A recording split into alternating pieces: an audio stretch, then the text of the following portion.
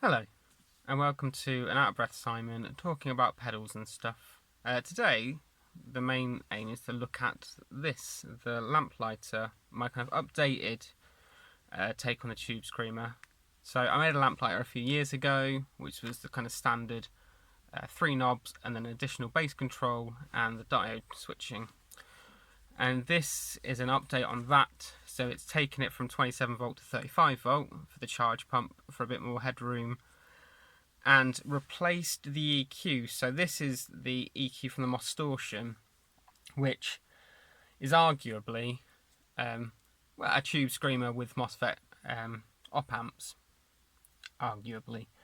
So it's very difficult to kind of compare Tube Screamers in isolation, but we're going to have a listen and see what we can kind of get. So obviously I've got the Maxon OD9, it's the same circuit, it's just the new one, but I've got the 808 reissue, but realised it's a buffered bypass, so obviously I've gone for this just because it's true bypass, it makes life easier.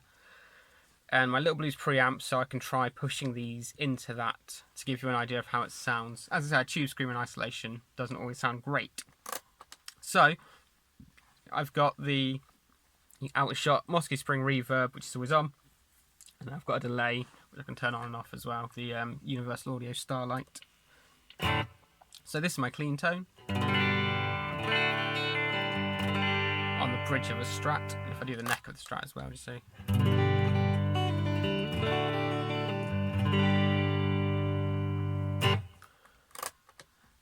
So let's do what everyone does and stick everything at noon and see how it sounds. So, back on the bridge.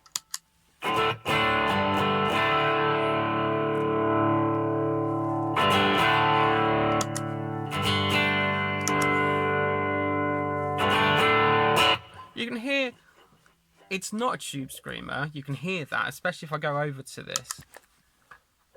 You can hear.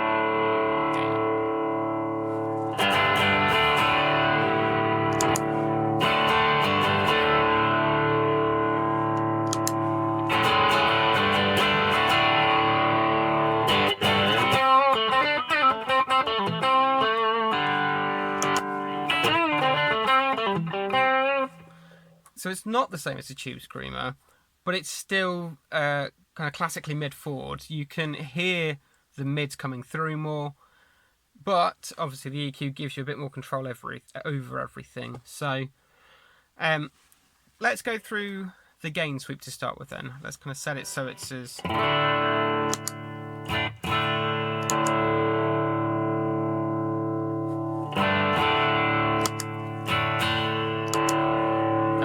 transparent tonally. So the gain sweep obviously is relative to the diode switch as well. In the up position it's 4 clipping diodes, so it's kind of a nice medium crunch. The middle is no diodes, and that really kind of sings through when you're pushing things, and really makes the most of the charge pump because it gives you so much clean volume. And then down is 2 clipping diodes, which is the original kind of Tube Screamer, quite compressed, quite smooth. So let's go back to the top. So.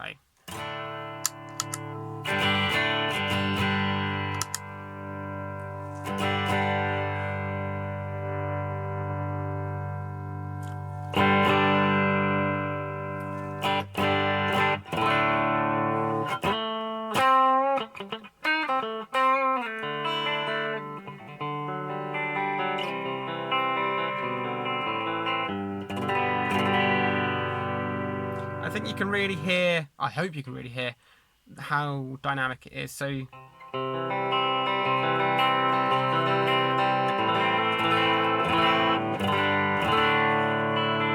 as you lay off or dig in, it clips even like there. That's kind of where we were to start with.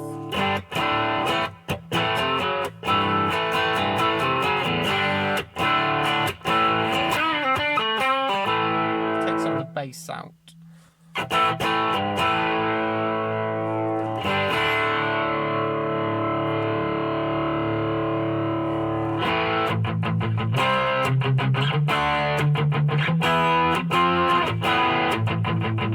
So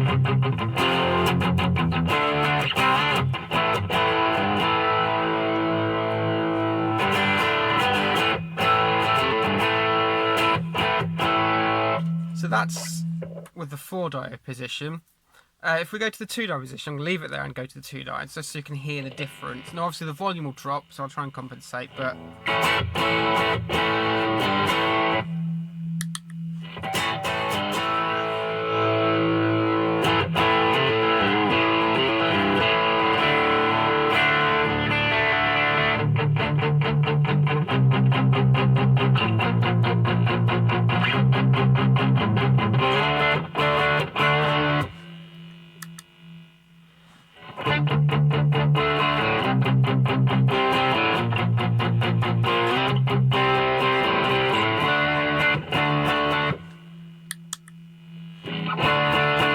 just a bit more compressed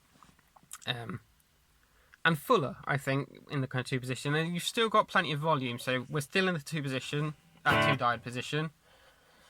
Moving with the gain all the way down, it's still above unity, and then it very quickly jumps.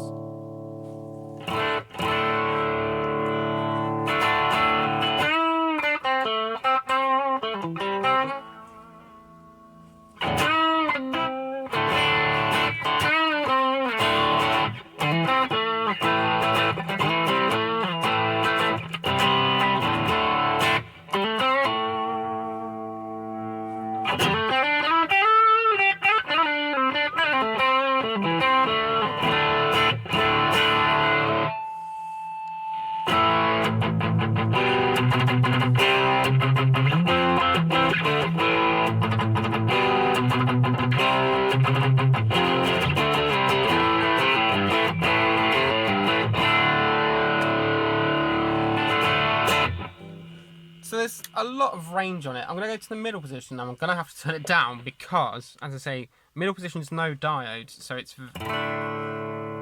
very quickly gets very loud.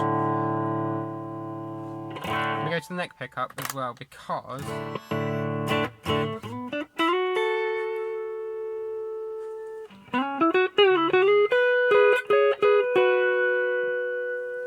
you get this really.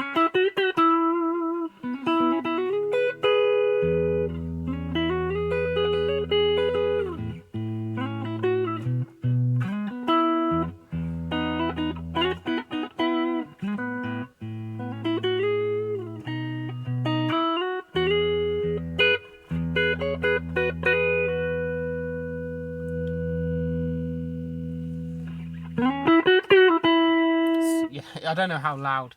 And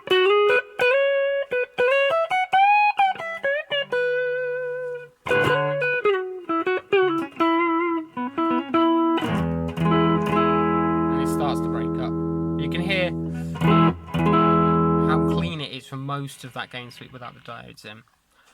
I'm going to go back to the 4 diodes just so I can go through the EQ quickly.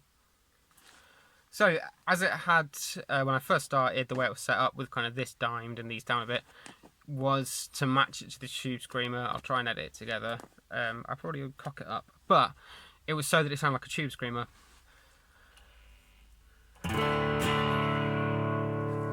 Bridge. A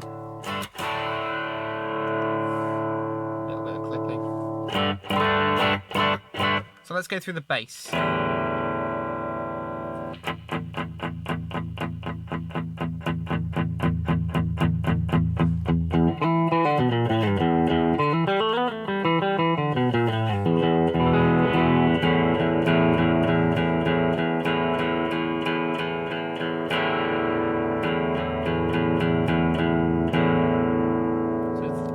All the EQ is post-clipping, so it's not changing how it's distorting, it's EQing it afterwards.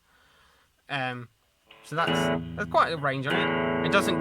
It gets quite tight there. And it gets beefy without being obnoxious there. The mids, quite a nice sweep on this. Really scooped.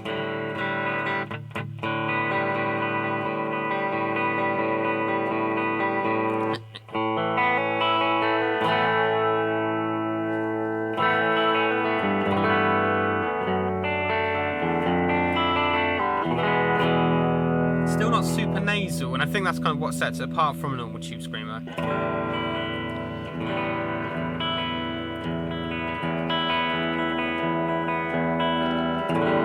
It's not in that kind of nasal frequency range. The treble, then. The treble's a difficult one on this because there are sweet spots, and it's just kind of a part of the design, not necessarily mine. As I said, it's the Moss Distortion EQ, and I've tweaked it as much as I can, but there are still points where it gets a bit too much. So, let's roll it off. Not super dark, never super dark.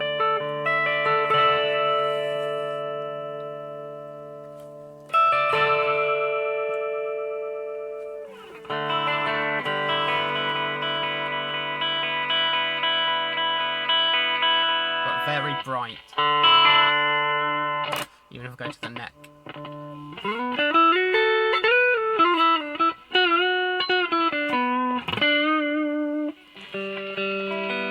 So I kind of like it between kind of 11 and 2-3. You get quite a range in that sweet spot. And above that I think it's a bit too bright, and below it gets a little bit muddy. But it's the kind of, with all things pedal based, there's always a compromise when you're building it, and I think the sweet spot, there's so much scope in that sweet spot, and then combined with the rest of the EQ. So it's worth noting as well, it's not a kind of typical amp EQ. It's not that kind of, they're not super interactive. They interact a little bit with each other, but not a huge amount. And because it's not just an amp EQ that I've copied, the frequency ranges sit in different spots. So, you know, if you're using something with a Fender EQ, if you're using, say, a Fender amp with a Fender EQ in it, and then you're using a pedal that also has the Fender EQ in it, you're basically kind of doubling up in the same frequency range when you're EQing it. Whereas this sits in different frequency spots, so it's complementing rather than kind of doubling or fighting against the same thing. So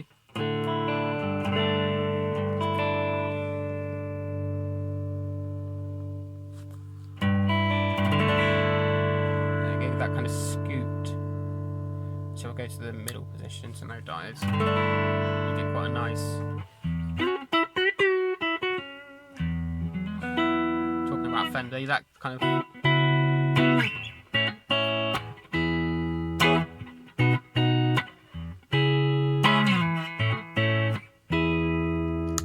very big bottom end and kind of mid scoop. Depending on the guitar, I kind of you tend to have it set kind of like that.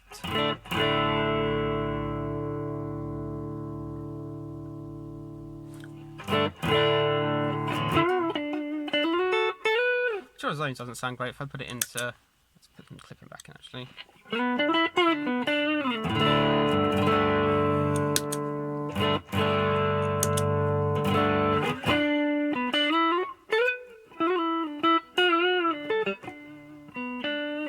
Playing's not great today. Well, nothing is great today, to be honest. So yeah, I did a thing earlier, which, as I said, I'll try and edit it together, which is these two going into that to give you a kind of comparison. I don't know what else to say, really. I really enjoy it. I think it will do the Tube Screamer tones, which is the point of it, but it will also do a lot more, particularly because of the EQ, but then obviously the gain range. You've got a much wider sweep, from even cleaner to even more distorted than a stock Tube Screamer. The 35 volt charge pump, it's always worth reiterating this, because I sometimes get messages asking what do I mean. This power supply is a normal, very standard 9 volt center negative kind of Boss style power supply. It's nothing particularly fancy, it's just a normal power supply, and then it's inside the pedal itself that it's doing all the magic. So you don't need a special power supply, you just need your normal 9. Mine's, as I said, mine's a brick, like a 12 output power brick, so it doesn't need anything particularly fancy. It's a normal power brick, and then the pedal itself has a chip which does some magic to double and half and all this kind of stuff, so that the circuitry itself is seeing the equivalent of 35 volts. And it just gives it a bit more. I'll try and get that with the Tube Screamer, but The tube screamer is obviously a very specific sound. That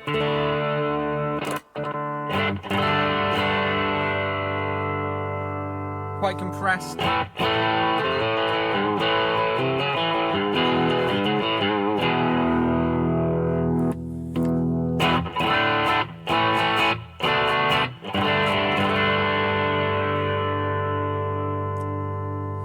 Very compressed and very EQ'd so that you get that big kind of nasal mid spike, whereas this, we'll try and match the gains. It sounds thin all of a sudden because that's so mid heavy that everything now will sound kind of scooped.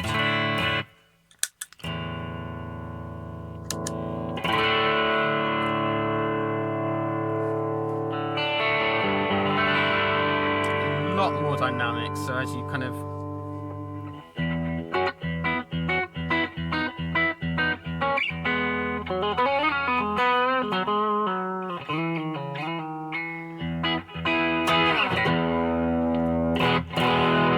much less compression. I mean, the 2 diode modes is a bit more.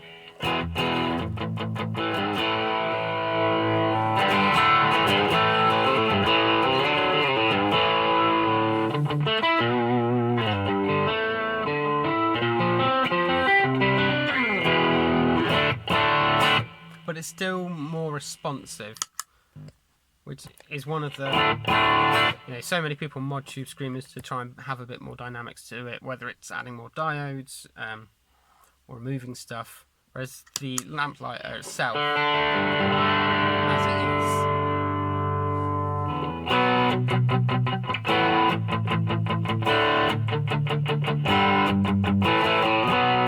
already has a lot of dynamics. It's also, as I hope this is all shown, sounds good on its own, which is a big thing. I think tube screamers, as I was saying, I feel really struggle when you're trying to demo them in isolation. Whereas the lamplighter, it will do what a tube screamer does. You can use it to push other drives or an amp and that kind of thing. But it also sounds great as a standalone drive. And the EQ is a big part of that because it lets you have so much scope over shaping the tone. Let's do a full. Do everything off.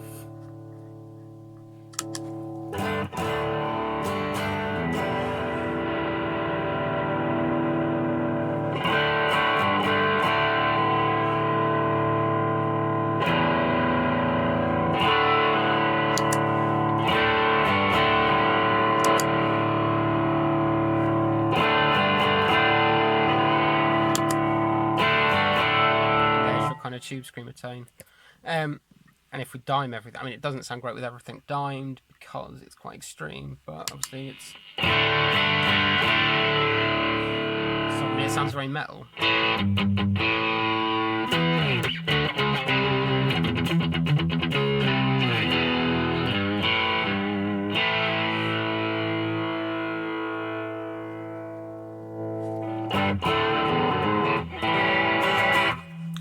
Scope. I've recorded a lot and I can't talk anymore. If you're interested in either this particular one or if you would like one made, drop me a message. Thanks for watching. Cheers.